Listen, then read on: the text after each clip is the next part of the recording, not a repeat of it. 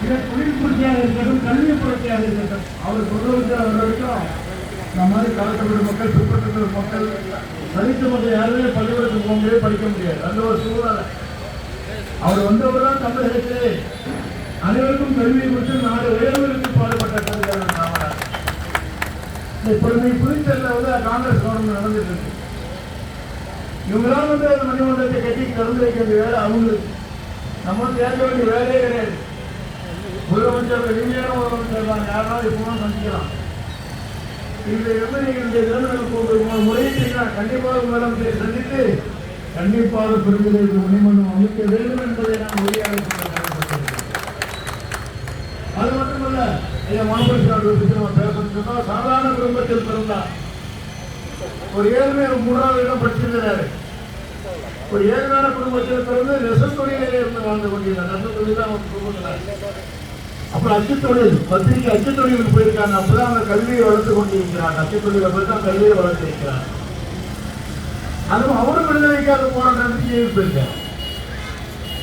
பாருங்க எவ்வளவு வந்து எளிமையாக இருந்தாலும் இந்த நாடு விடுதலைக்காக கலை சென்று அங்கே சும்மா சிறப்பதிகாரத்தை படிச்சிருக்காரு. ஜெயிலில் இருப்பாங்க, அவங்களோட சும்மா இல்லை. அங்கே சிறப்பதிகாரத்தை படிக்கிறார். அதுக்கு சிறந்த பட்டத்தை அரசு குறிக்கிறது. ஆனால் நம்ம பார்க்கின்ற படம் வரைக்கின்ற வீரபாண்டி கட்டபொம்மன் அது எழுதி யாரு? வீரபாண்டி கட்டபொம்மனுடைய வரலாறு எழுதுறது யாரு? திருமணம் வந்து பாப்பா எப்படி போட்டாங்க. வீரபாண்டி கட்ட ஜோதிக்கு நடிச்சாரு.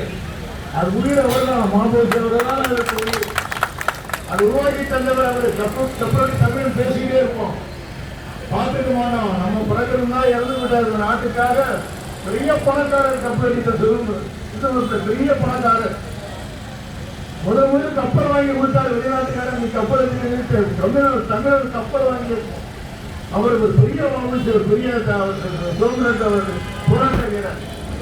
அவரு வாழ்க்கை வரலாறு எழுதியது மாபோசியம்.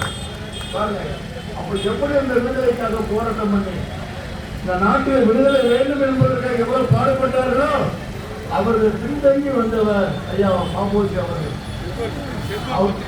என்னப்பா செங்கோல் பத்திரிகை நடத்திருக்கிறாங்க. அந்த மாதிரி நான் வந்து விழா நடத்துறேன்.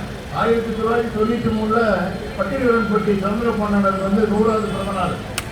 அந்த விழா நானும் இருக்கோம். போட்டோ சீடிலாம் வச்சுருக்கேன். நான் கூட இருந்து நிகழ்ச்சியில் கலந்து அவரின் நிகழ்ச்சிகள் போட்டவர்தான் எனக்கு விழாவை கலந்து கொண்டாங்க. அவர்கள் இருந்த ஒரு விழாவை கலந்து கொள்கின்ற ஒரு பாக்கியத்தை நான் பெற்றிருக்கிறேன். அப்படிப்பட்டவர்களுக்கு இங்கே சிலை வைக்க வேண்டும் என்று நீங்கள் கேட்கிறீர்கள். கண்டிப்பாக இந்த அரசு வருகிற சட்டமன்ற தேர்தலுக்கு முன்னாலே நீங்கள் அந்த நிகழ்ச்சியை பண்ணலாம். இந்த மக்களுக்கு ஏதாவது பணம் சொத்து கேட்கல. எங்களுக்கு ஒரு 10 ஏக்கர் கொடுங்க, 50 ஏக்கர் கொடுங்க, வீடு கட்டுறது எதுவும் கேட்கவில்லை. அவர் தலைவர்களை நாங்கள் வாழ்கின்ற பொழுது தலைவருடைய உருவத்தை நாங்கள் சரியாக பார்க்க வேண்டும் என்று கேட்கிறார்கள். அதனால கண்டிப்பாக இந்த சமத்துவ மக்கள் கழகம் உங்களுக்காக எங்கும் துணை நிற்கும், அமைப்புக்கு துணை நிற்கும்.